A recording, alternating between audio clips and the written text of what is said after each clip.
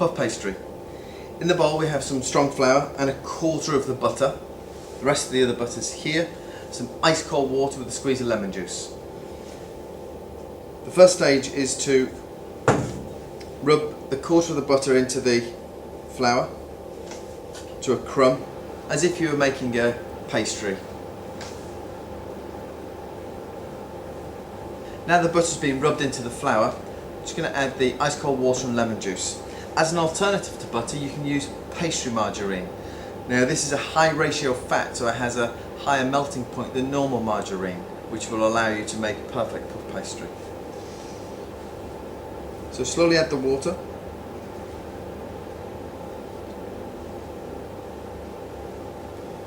And then just with your fingers, start bringing in the flour from the outside.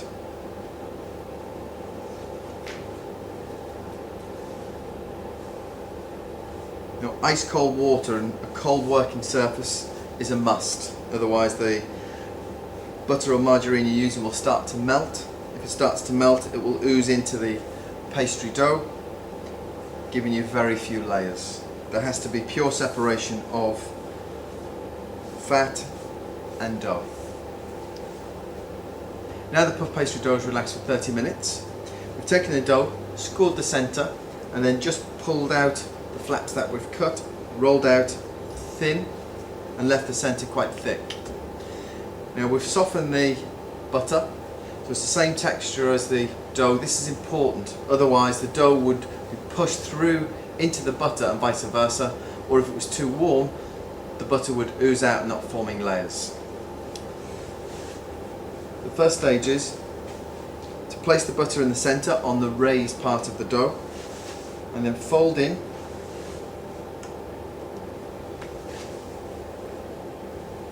each of the flaps.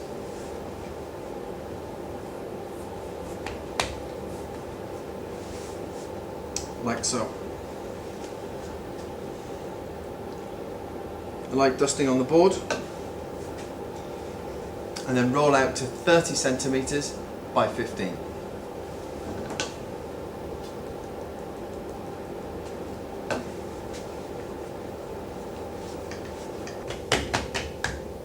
Okay, now the dough's been rolled out 30 by 15, we're going to cover with a cloth or some cling film, leave to rest for 20 minutes in the refrigerator, then we'll bring out and roll it even more. Now the puff pastry's been resting for 30 minutes, I'm going to roll it out a little bit more, 5 more centimetres that way, and double the length to the end of the board.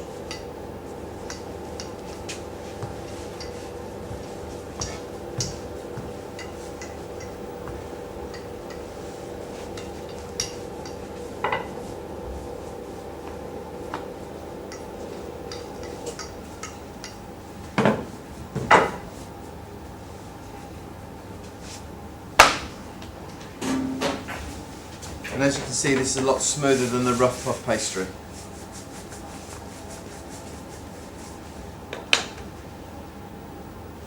Into the centre again.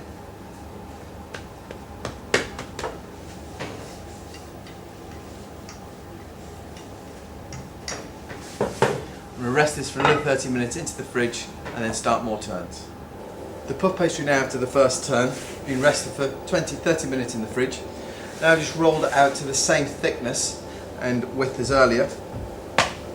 Turn it over, and again afford it, we call a double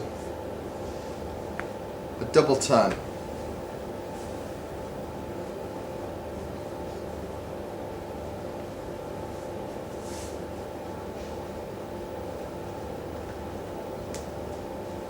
That will go in the fridge now again for another 20-30 minutes. We'll bring it out and afford 2 double turns. It's rested, we've afforded a turn, we've rested again, now this is its final turn.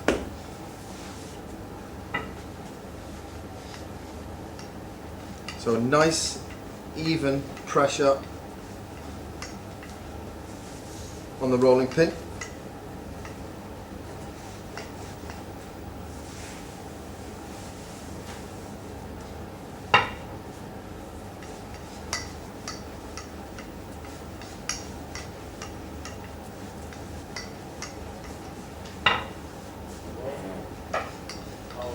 as you can see, that's beautifully smooth,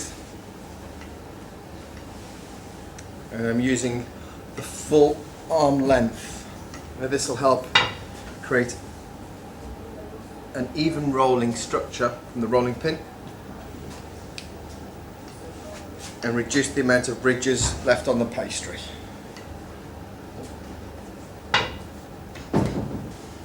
Now we turn it over, dust the excess flour off to the centre, over each other.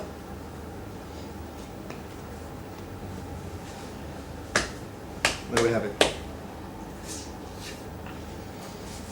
Just going to give a little bit more of a roll, just to make sure that the layers are stuck together.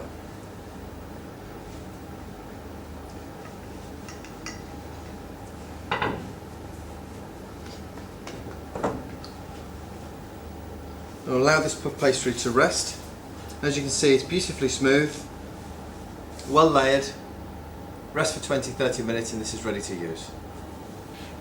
Now we have the two puff pastries side by side. Here, as you can see, the smoother, more even appearance of the traditional method of puff pastry, and here the more speckled and random layering in the rough puff pastry.